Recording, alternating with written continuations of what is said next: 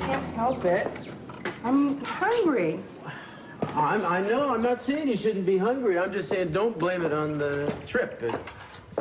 It's more than likely. Looks like everything's okay in here. And why wouldn't it be? We have our ferocious watch bear on duty.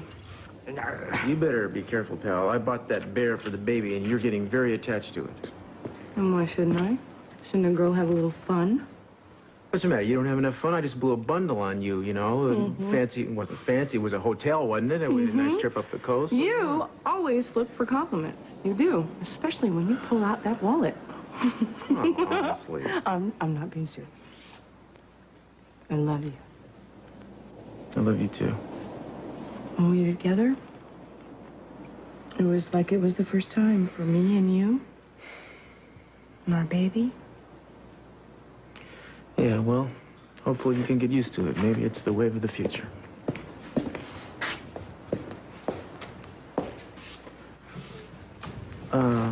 What? It's kind of stuffy in here, actually. You want to go outside for a minute? I'll join you. You don't want me to listen to messages? Well, why should we take a chance on spoiling a good mood, right? I mean, I'll just check this out, and you can put your feet up and relax. Okay.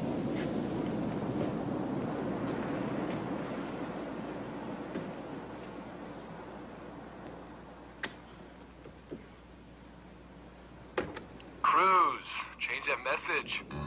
Aiden, how's it going? This is your bro calling, obviously. Listen, I just want to say hi.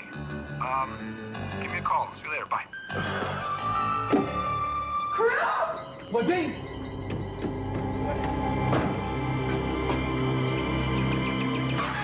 I'm sorry. What the hell was that?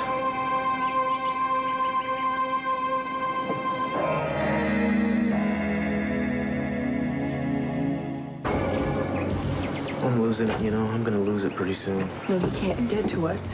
These are just things. Yeah, things. I mean, I don't know why I even bother to check this stuff out anymore. There's never a chance we can trace any of it, I've noticed. Well, you know, the ski mask is a duplicate of the one that he used that night. I'm sure. Maybe we should call somebody, you know, it's evidence. Why don't we check first to see what other surprises? Maybe there's something in the house that we missed. Wait. Look, Cruz, you said he didn't get into our house. Well, if I said, that doesn't mean anything. I've been wrong about everything to do with this case so far. Why should now be any different? No, we know now. We would know. We haven't. We would know? We would know, like, how about with that video camera that was looking at us for, what was it, a week even when we didn't know? Look, we can't let him do this because it's like Heather said, it's like letting him win. Well, I'm sorry. I can't stand this. I don't know about you, but I'm getting a little tired of this. The man just barges into our lives whenever he feels like it. He comes into our house. He steps on us. You know, I'm getting a little bit upset about it. He didn't get into our house. He just left a message outside, which is what he wanted to do, but he didn't get into our house. So we're supposed to be grateful now. That was really nice of him not to actually come in our house. Is that what we're supposed to get used to? It's okay if he does it outside? I don't want to walk in this door every single time and have to brace myself, not know what I'm going to find in this place. I'm not going to get used to living like that. I don't think it's right. Please. You know, we are so much luckier than other people. We have each other. We have a new baby that's on the way. Darling, what good am I? I can't keep you safe from this. What kind of father am I going to be? I can't protect my baby from this. Stop it, would you please? Oh, well, I don't want to hear this. Okay, fine. I'm sorry. I won't talk about it. This is going to end. If I didn't truly, firmly believe that in my heart, I couldn't go on.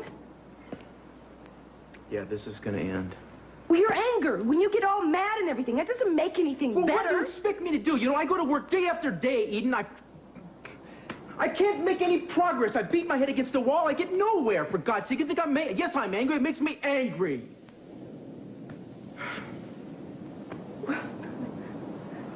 You don't have to go to sleep every night and have nightmares about him.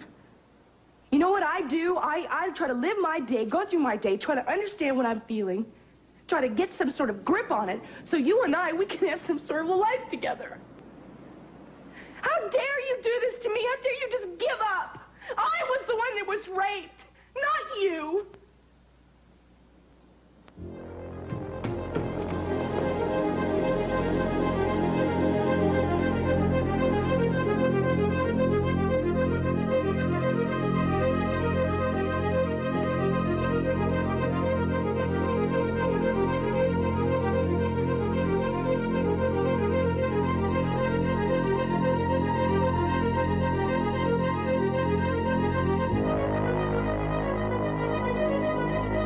I doubt if we'll get anything from the note. This guy has a thing about leaving us anything convenient like prints. I know, but we should still check it out and also see what you can do with this. Maybe it came from a medical supply house, Halloween place, I don't know, but we might just stumble onto the right salesman who asked the right question. You never know. Oh, good. More legwork, just like magazine subscriptions. Oh, come on, Boswell. You know, you're a cop. Legwork is what you do. You know, you want to Hello, Lieutenant. Eden, look, I'm really sorry about this. Hey, it's not your fault. Have you ever seen anything like that before? She told me that she hasn't seen anything like that before, and I told you that's what she told me. You've forgotten that already? Listen, if you have any more questions for me, I'll be in the kitchen, okay? Thanks. No, if you want to ask her anything else, you just ask me. I want you to leave her alone now. What? You trying to run interference between her and the real world? Good luck. I keep telling you, Castillo, you can't solve this crime by yourself. This is not some sort of game between you and him. You need as much help as you can get, including that of the victim.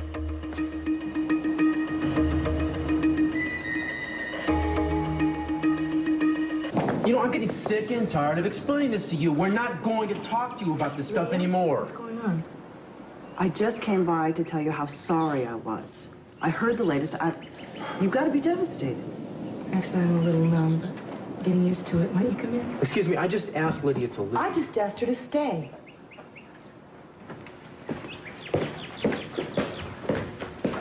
Sorry. That's all right, thanks. So what actually happened?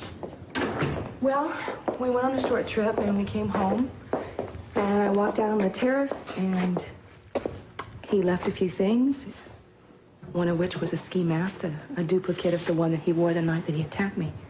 Oh, it's got to be awful for you. Yeah. Listen, you want something to drink? Yeah, please, thanks. Juice? Yeah. Okay. Well, I can see how it's affecting Cruz. Yeah. I mean, I've never known him to be glad to see me, but he seemed a little angrier than usual. Wouldn't take it personally. No, I'm not. It's got to be frustrating for him as a cop and as a husband. Well, you know, maybe he shouldn't try to do both at the same time. Maybe I shouldn't have encouraged him to be in on this case. You know, the thing about him, Lydia, he is a cop through and through. I mean, one of the things that made him a great cop is the fact that he's got integrity. But the one thing he can't stand to do is stand by and watch people unravel things. It's tough, though. I mean, the inevitable disappointments that come when leads go nowhere, they've got to be harder to bear now, given the emotional burdens he's got to bear. Has he talked to somebody? What do you mean? Well, you got counseling, or I at least assume that you did. Yeah, well, I mean, I went to a couple sessions, but it wasn't anything ongoing. How about Cruz? No. I never really expressed an interest for that kind of thing. Well, maybe he thinks it might be showing some kind of a weakness on his part.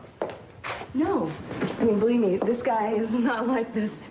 He doesn't believe that, you know, people go to therapy or sissies. It's... All right, look, I've covered a lot of rape cases. I've seen a lot of suffering. It's not always on just the part of the victim. See, the men of these women, they've got their own crosses to bear. Only they think they're supposed to be worried about more important things. See, their wives or their girlfriends, they're the ones who show the visible wounds of the rape. But the men end up being the ultimate caretakers, to the point that they hide or deny their own feelings about it. Oh, but they do have feelings. Yeah. Rage, powerlessness, guilt. Feelings that you yourself have experienced. Yeah, well, I don't know, I guess I've just concentrated so much on how I've been feeling, I haven't really accepted the fact that Cruz is probably feeling those things too. That's understandable. I just hope that he talks to someone. I hope he does it soon. I have been thinking about you two so much and how badly I wanted to be here with you. Oh, I know why you couldn't, but your phone calls helped and everything, and seeing you is great. Yeah, it's good to see you. And could we offer you some sort of refreshment? Oh, yeah, you know, actually, I am pretty hungry, Cruz. I was so nervous about coming back that I didn't eat anything today, so...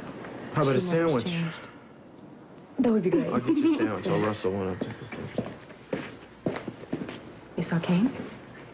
Yeah. Did you guys work everything out? No, he didn't even want to try. Well, I know how much he misses you. Well, yeah, he wants me back, all right. He had this elaborate apology waiting for me, but that was it. He refuses to admit that he still has problems. Well, at least he's taking the first step, you know. I mean, he's telling you that he has a problem and he wants to get back together with you. Yeah, but for how long this time? Well, you know, I came back here with the greatest hopes.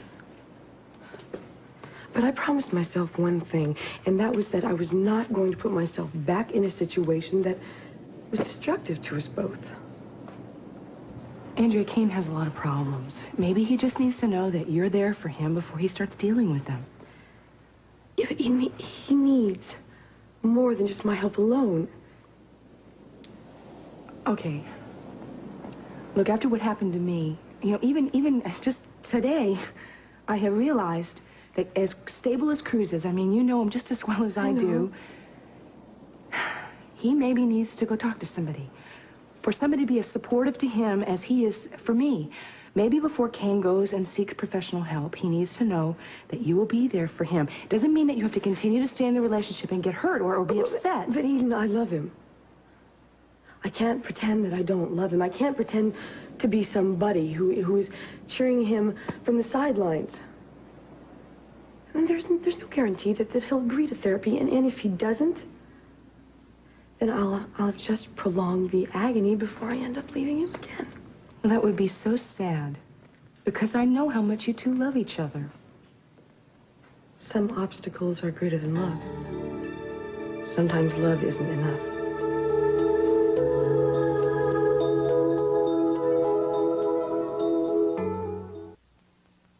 Got the report on the note he left. You mean the handwriting? Yeah. Apparently he used one of those automated pens. You know, you type it in, prints out in script. There's no use in running it by the psychologist for a profile. You know, this high-tech fetish is the key, though. Yeah. I mean, it's what he leans on, it's what holds him together, but it's obviously going to be what leads us to him. I'll tell you what, we'll wait and see. Yeah, you keep me posted, okay? Yeah.